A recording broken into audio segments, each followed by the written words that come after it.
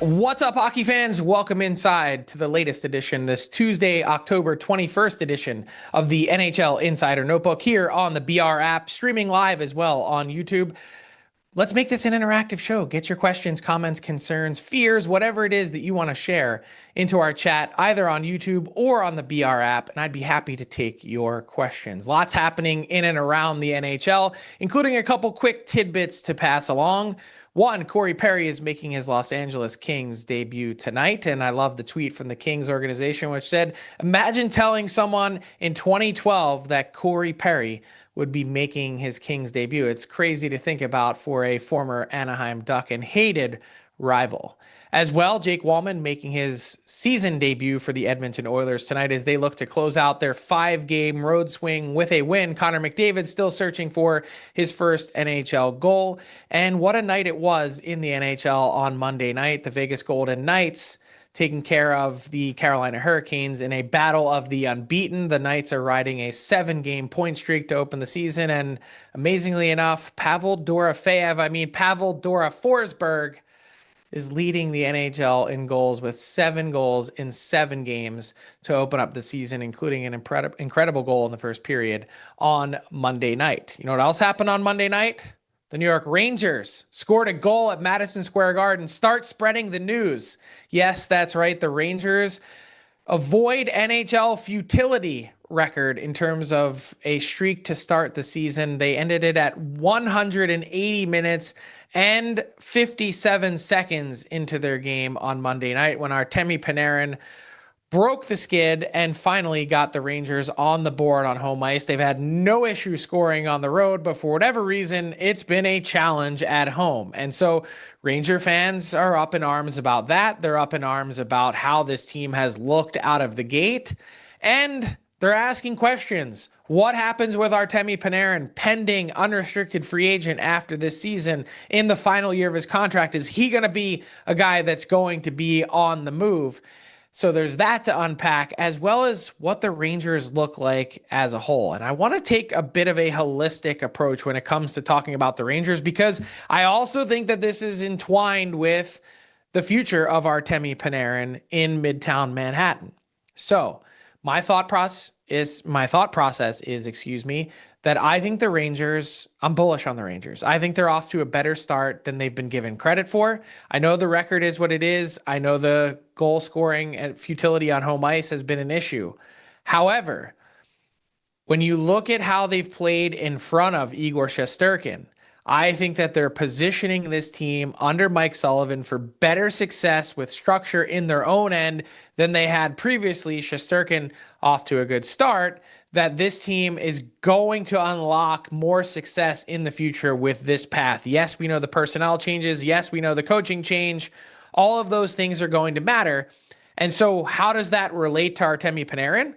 Well, I think the Rangers want to get a real clear indication of how good this team is in the here and now before then making a decision on Panarin. Do I think Chris Drury and company will be afraid to trade Artemi Panarin at the deadline if they're going nowhere?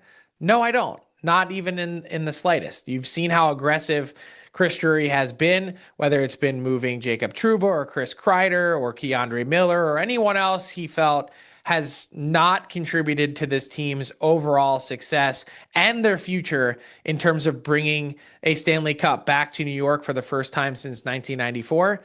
If you're not helping, you're hurting. That's sort of how the Rangers view it. I'm in the minority, seemingly, thinking that Panarin can be part of that puzzle to solve for the Rangers. What does that look like in terms of playoff success and achievement? You've got to get there first, and they need to figure out a way to get back on track, and that starts in their own end before they start thinking about how this team puts the puck in the net. I'm bullish on the Rangers. I'm bullish on Panarin. It's going to be a storyline to watch no matter what as the season goes on, but I don't think they're anywhere near making that decision just yet. So we've been talking about this file all season long, and that is Carter Hart and the tryout agreement that he signed with the Vegas Golden Knights last week. It is particularly of note after Adin Hill again went down with injury, ceding the crease to Akira Schmid on Monday night against the Hurricanes. And yes, Carter Hart cannot play in an NHL game until after December 1st, but we fully expect that tryout agreement will transform into a 1 or a 2 year deal. That's one of the things that the Golden Knights and Carter Hart's camp are still sorting out. We'd expect to see Carter Hart also play AHL games as well in Henderson to get ready after missing some significant time at the NHL level as he was going through the trial and acquitted with the Hockey Canada sexual assault case. So that is certainly something to keep in mind, is some AHL action in the relatively near future. We know that he's on the ice with the team on a day-to-day basis and is getting back into the flow of being an NHL goalie. It's interesting, we weren't expecting as part of this equation that Adin Hill would be banged up to start the season. So it places an increased emphasis not just on what we see from Akira Schmid in the lineup, but potentially even, depending on the severity and status of Adin Hill moving forward, could we see Carter Hart pressed into action in a significant way for the Golden Knights? Could part of their season depend on some of the goaltending that they get from him? I think that is a fair question to wonder about at this point in time. But the Golden Knights 5-0-2, riding that 7-game point streak, man, they're off to a fantastic start. I don't think that's top of mind for anyone at this exact moment in time. Let's take a peek at this chat here we've got on the BR app. Chicago Mike 85 wants to know, Breadman back to Chicago. I can't really see it. I don't think he fits their age scheme and what they're looking for. I don't know that the way that he plays and the style necessarily fits what they're looking for. Yes, the creative factor in throwing him on a line with either Frank Nazar or Connor Bedard is pretty enticing, but unless I'm missing something, I don't necessarily see that as a fit moving forward. I see him as a fit more for a team that's close to winning the Stanley Cup and could view Panarin as sort of that last complementary piece to plug into that puzzle. That's where I could see Artemi Panarin. Roaring Voyager wants to know, New York Rangers should move Panarin and try to acquire Jason Robertson as a replacement. Dallas shouldn't be able to afford him. Interesting thought on Robertson. I think he's a low-key name that's going to be interesting to watch, but I would imagine that there's got to be a way to make a deal there if you're the Dallas Stars, particularly with the cap increasing, depending on, punting that math equation until the offseason and figure it out. I think you've got to find a way to keep a difference maker like Robertson. But that kind of is exactly along the lines of what I was thinking in terms of a team that could plug in someone like Panarin. They've got some brawn and muscle there. They don't need Panarin to be that guy in the playoffs. And if he's not the guy driving things, if he's this sort of secondary complementary piece, I think he'd be perfectly suited for that. Burning Diamond wants to know, Rangers need to bring up Bedard and Gabe Perreault, move on from Connor Sherry. Look, I get where you're coming from, Burning Diamond, totally. Also figure that's kind of the perfect time to touch on the Brennen Ohtmann trade rumors because his name has been out there, but I think it's important as you bring up two of the younger guys in the New York Rangers system that are incubating in Hartford is they're not necessarily your username is Burning Diamond. I don't think there's a burning reason for the New York Rangers to want to move on from Brennen Ohtmann and or obviously Gabe Perreault, not in that same type of conversation. Everyone's excited about Perreault and what he has in the future, but just to pass along some thoughts on the Rangers and this Ohtmann situation. They have received some calls on Ohtmann as teams are curious about his status and whether or not he fits long-term for the future with the Rangers. But he is not a focal point, not someone that they're really considering or trying to move. And remember, they've invested a first-round pick in Ohtmann. They're not going to give him away for nothing. So they're looking for something pretty significant in return. And they're hoping at this point in time that he hits the ground running in Hartford, is off to a great start this season, and is someone that they can bring up and have him be part of this lineup for the second half of the year. But they are certainly interested or open to taking calls on him. And just like the rest of the wingers that are in their system that haven't quite kind of punched through, that if the right deal came along, they wouldn't be afraid to move him. It's just that they're not actively pushing. It's more so teams are calling with interest, thinking that they might be able to get him on the cheap. And that's the notion that I think was important to dispel here. Last one on the Rangers from Connor 1 Brady 2, who says Panarin to the Wild question mark. I could see that. I think that would make a ton of sense. Obviously, the Russian connection, Panarin and Kirill Kaprizov have the same agent. I think they're friends. I think, unfortunately for Minnesota, Panarin isn't a center, which is what they really need, but they've got some cap space this year. And if you could find a way to make a reasonable deal for Panarin, I think that they could make it an interesting fit. Minnesota's a team to watch in general as they build, because I think they're just sort of cracking into that upper echelon of teams that also have some youth to them, 8 players on their roster, 24 or under, that it's going to be a really exciting time for the Wild as they begin to bolt on special parts and pieces to this team, because I think we're talking about 2 to 3 years from now where you're going to see the Wild in that contender category for a Stanley Cup. And Kirill Kaprizov, Matt Boldy, looking on the back end, Brock Faber and David Jiricek and these other guys that are coming, the Wild are in a really exciting spot. And so I'm very bullish on what happens next in Minnesota, and that could be exactly the type of move that they'd be interested in making. If you've got some questions, comments, concerns, whatever it is, fire them into the chat. We've got the BR app going, and we've got our YouTube chat going as well. TML Central in the YouTube chat says, other than Rasmus Andersson, who might the Flames move if their season is cooked? Kind of rare that we get to October 21st and we're talking about the potentiality of a team season being cooked, but that's kind of exactly what we're looking at. The Calgary Flames off to their worst start in franchise history, 1-6. It's the only time in their franchise's history that they've accumulated 2 or fewer points through 7 games. The surprising part for me, it's not that they can't score. We knew that they struggled to score, averaging 1.57 goals per game, dead last, 32nd in the NHL.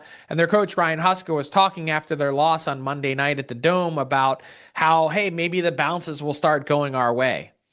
That's one thing the Flames haven't earned this season, is the bounces, because they haven't worked hard enough to get them. That's what stood out to me watching this Flames team, is that last year, it was the exact opposite. They had zero entitlement. They were a team that scratched, scrapped, and clawed for every single thing that they got. And that's what kept them in games every night. There's a reason why that, along with Dustin Wolf, that they were able to essentially generate the most points in the salary cap era and not make the playoffs. They were right there knocking on the door and couldn't break through, in part due to that goal scoring, but they got there on the back of their hard work and compete. That attention to detail has not been there so far for Ryan Huska's team. A step in the right direction on Monday night, but there are no moral victories when you're off to a 1-6 start. Remember, this Flames team went 5-0 out of the gate last year. They still didn't make the playoffs. They're 1-6 this year. It's getting late early for the Calgary Flames. That part is for certain. Rasmus Andersson is a guy that obviously we're keeping an eye on. He might be the number 1 trade target at this point in time if I were developing a board, because not only were him and the Flames not on the same page in terms of term and dollars, that now off to this tough start, I don't really see the incentive, should things continue on this way, to keep him. Try and cash in on what will be the best defenseman available on the market and go from there. The fun part, or if you're looking for a silver lining if you're a Flames fan, particularly among the Flames fan base that has been advocating for this team to truly bottom out and get a high draft pick, which the Flames have never really had in their franchise's existence, is that, well, you start looking at the 2026 NHL draft class, and franchise icon Jerome McGinley has very close ties and has kept tabs on Gavin McKenna and Keaton Verhoff, the projected number 1 and number 2 overall picks, because they've skated in his academy.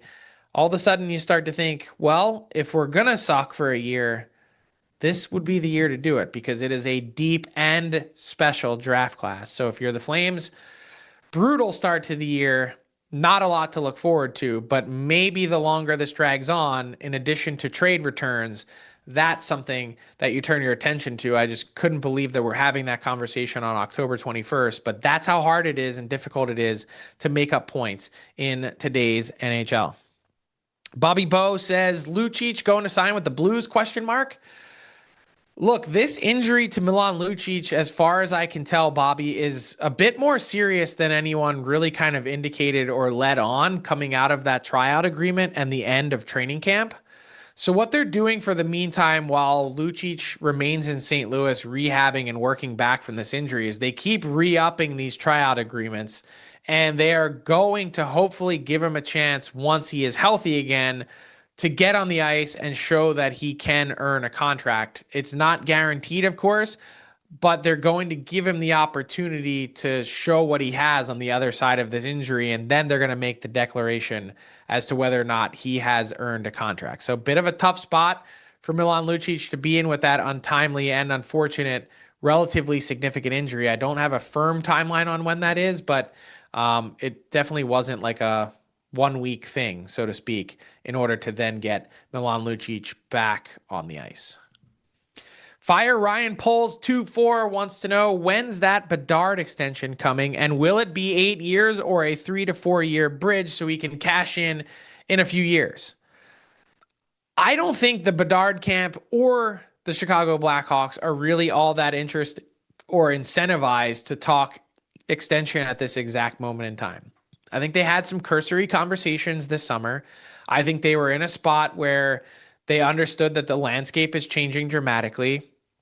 You already see these extensions for Frank Nazar. He hasn't even played a game on the extension yet. It kicks in next season, and it already feels like an absolute bargain for Frank Nazar. It's going to be a home run for the Chicago Blackhawks. Frank Nazar is closing in, will be a close to point per game player. And I look at that and I say, Connor Bedard obviously understands how this salary cap situation has shifted dramatically. Think about what Logan Cooley turned down from the Utah Mammoth, as we've talked about, 8 years times $9.6 million, $78-ish million. It's hard to do that, but I think Bedard wants to make sure that he's in a spot where if he is signing long-term for 8 years, that 3 to 4 years into it, he's not looking at it saying, man, I'm severely underpaid. You could see him go that bridge route, but I think the Hawks are also watching this, and they know with their cap situation that they want to pay him. They understand the value that he provides, and they want to make sure that this is a fair proposition for everyone involved. So there's not any negativity, no animosity. They just, both sides are like, okay, we'll see how this season plays out and where Connor Bedard stands in the pecking order in terms of then getting that next deal done. So about those Chicago Blackhawks, and by the way, need to talk about Connor Bedard and the start that he's had to this year. First off, the energy has been fantastic. He is so engaged and so motivated, and not that he wasn't previously, but you could tell the weight that he was carrying around watching the Chicago Blackhawks really closely, and I think that wore on him. Now with some increased help both up front with Frank Nazar here for a full season and breaking out, and on the back end when you plug in guys like Lev Shunov for the full season and Sam Rinzel for his first full NHL season, that the pressure is less on you. You've got other pieces that can help you get there. So that's one part of it, is the mental, emotional aspect of it, that you can feel like he's a refreshed player. But then the other part for Connor Bedard is just the total change in skating mechanics. He looks like a different skater. The way that he's able to find seams and get his shot off, the angling of his shots has been better. The Chicago Blackhawks think that Connor Bedard accomplished in one summer what might have taken other mere mortals 2 or 3 summers to accomplish in overhauling some of his skating dynamics. And it's been very impressive to see some of those early returns for Bedard. So I love where Connor Bedard is trending. I think he just looks so much more energized. The skating indicates that as well. And sometimes Part of that is hitting the reset button yourself. Sometimes part of it is a recognition and an acknowledgement on his end that not only was a lot on him, but also that some of the things that he was trying to accomplish, he's never really been denied at any level in his career. He's never really hit a wall before. And this is the best league in the world, playing against men that he hasn't had any help. So he's had to try and take on those tough matchups on a night-to-night basis. You shut down the Chicago Blackhawks the last 2 years. You only needed to shut down Connor Bedard in order to accomplish that.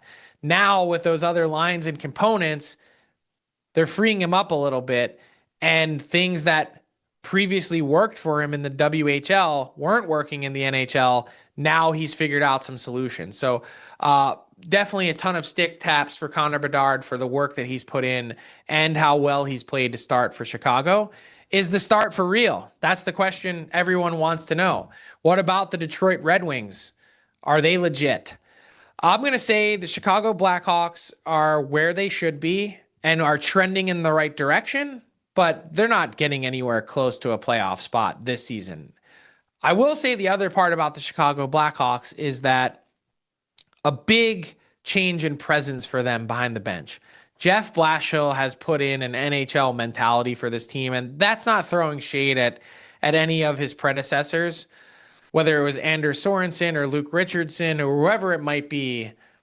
It's just a different feel in Chicago, and you can tell that watching the games how different the vibe is around that team, and I think that's gone a long way for them. And speaking of that, with the Detroit Red Wings, cannot stress enough how impressed I am with their response to Todd McClellan calling them out after game 1 of the regular season. How often do you have a coach, one game into an 82-game slog, rip into his team? And it's not just the lack of success, but also specifically targeting some of the vets, basically saying, what gives? How much more of this do you want to see? You've been here for a few years. Don't you know that at this point in time, the things that you repeatedly do, the turnovers, the odd man rushes, are not acceptable and are not pillars and foundations for success? They heard that, and instead of some teams turtling or even turning on their coach saying, is this guy kidding, one game into the season and he's already on us? But I love that they said, no, Dylan Larkin takes that to heart. That's not how we're going to play. We're going to be better than that. And they've responded with 5 straight wins.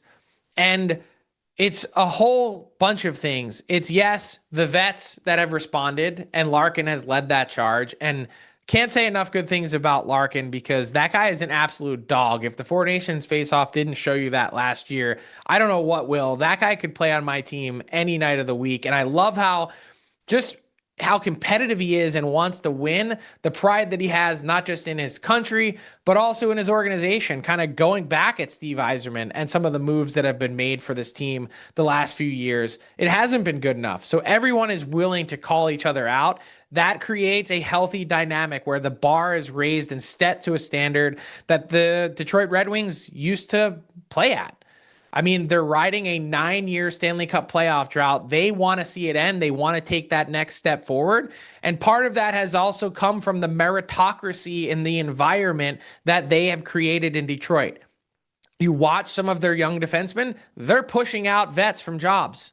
You're not cutting it. Doesn't matter how much you make on the salary cap. We're going to give your job to someone who will. And that part has been incredibly important as well. So it's been coach, it's been players responding, it's been young guys pushing out vets and jobs. And speaking of vets, I mean, what about Cam Talbot, 38-year-old, giving this team some really quality goaltending in a year in which you were hoping, thinking, praying, wishing, if you're a Red Wings fan, that John Gibson would be that guy. I'm very impressed with the Detroit Red Wings turnaround. I'm not putting a stake in the ground yet on October 21st and saying that they're a playoff team, but I think they're finally, at last, it feels like they're heading in the right direction. Yusuf just wants to keep spamming us, yo, in the chat. All right, cool. Can I get a 6-7 as well? What are we doing here? CK says, I love your analysis. Thanks, buddy. What else do we have in our chat on the BR app as well as YouTube? It seems like Detroit Fan Cup says, will the Red Wings add a center? Good question. I'd like to see them shore up their defense, given a lot of the concerns that we've talked about. But I don't know that I look at that team, even though the center play has sometimes been mediocre, and say that that's a team in need of a body. I think the center market is so incredibly thin. Like, I don't even know who they'd go out and target at this point in time. Dogged Flower wants to know, will the Red Wings be buyers at the deadline to pair with Dylan Larkin playing relatively well? He's been great. I'm a big fan of Larkin, as we just talked about.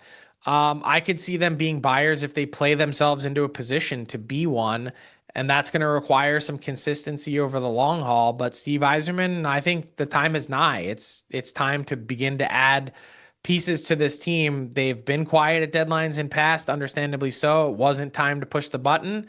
If they're within striking distance, they've got to try and end that drought. And it would be great for the entire sport to see Detroit back on that stage, Hockey Town to become Hockey Town once again. James Gordon wants to know, what's going on in Buffalo? Are they going to start over and trade these guys again? Are we really going to do this again?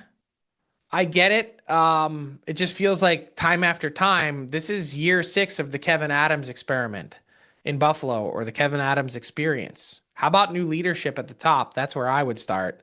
And also change out and make a coaching change as well with Lindy Ruff in the final year of his deal. The only coach without an extension into next season. Bobby Bowe says, you think it's odd the Avs dump their emblem and vintage name for the vintage Nordiques? Just seems odd. Wouldn't want my team to ditch our logo for a different city's team.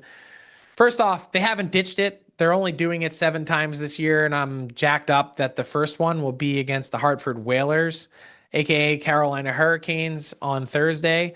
It's 7 times that we're seeing a nod to the Nordiques this season, and I don't know how you could look at those threads and say that it's anything but crisp and clean. They are chef's kiss. It is beautiful, and outside of the old Hartford Whalers logo, which we see Carolina don from time to time, I think the old N and the igloo from the Nordiques is about as good as it gets. So to see that fleur-de-lis represented on the jersey, I love it. And obviously, Bobby, it goes back a long ways, but Joe Sakic and a lot of the fabric of this Avalanche team, the reason why they were able to be a contender right out of the chute in Colorado and win the Stanley Cup in 1996 is because of the foundation that was put in place with the Quebec Nordiques. And I love that they're going to continue that franchise history on. They're not getting rid of the Avalanche. Their Avalanche are obviously part of the fabric of the community, but to see a nod to that Nordiques franchise history just a few times a year, plus it looks so damn good, I don't know how you could argue against it. MJR says, Flyers looking good so far. It's funny because I think the reviews have been relatively mixed. Some fans seem already pretty bored of Rick Tockett's style and approach. I think it's good that they're competing and have established a baseline for success. I think that they're ready to work and they're compete and their work ethic has been there. That's been one of the most important things as they begin to bolt on and layer on some additional talent. Det Fan Cup W wants to know, who's the biggest shock for you so far this year? I'm actually going to say it's the Oilers. Connor McDavid, if you had said that Connor McDavid on October 21st would not have a goal, that the Oilers would wrap up a 5-game road trip through the East, not playing any world beaters, and have a 2-3-1 record out of the gate after talking so openly about this team needing and wanting to get off to a good start, I think all those things would have surprised me. The lack of connective tissue for this Oilers team has been surprising. The over-reliance on McDavid and Draisaitl together has been disappointing.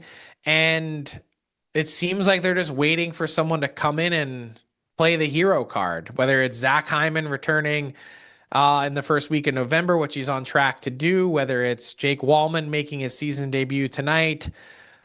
I don't know what they're waiting for, but you would have to think that the Edmonton Oilers are going to get it in gear at some point, but 2-3-1, not anywhere near good enough for a team that had focused on that so specifically.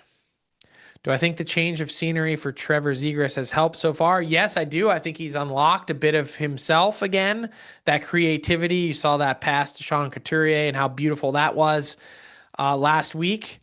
I just think there's a long way to go for him to become a more complete player, but it's fun for him. I think that the Flyers are a team that believe in him and that want to try and work to pull it out of him. Whereas you kind of felt like with the Anaheim Ducks and Pat Verbeek that they had just kind of given up on him and said, this isn't a guy that's capable of getting there. And that part I think is disappointing for someone that is so talented. That'll do it for today's edition of the NHL Insider Notebook here on the BR app, as well as streaming on YouTube. The chat was on fire today. Love the questions. Love interacting with you all. We'll be back to do it next Tuesday, 1:30 Eastern. You know the drill. We'll talk to you then. Have a great week and enjoy the games.